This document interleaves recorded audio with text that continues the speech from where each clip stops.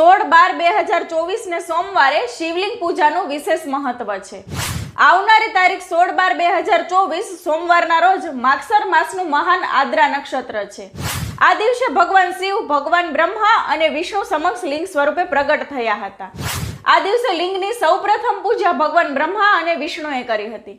એ દિવસથી જ ભગવાન શિવના લિંગ સ્વરૂપની પૂજા શરૂ થઈ।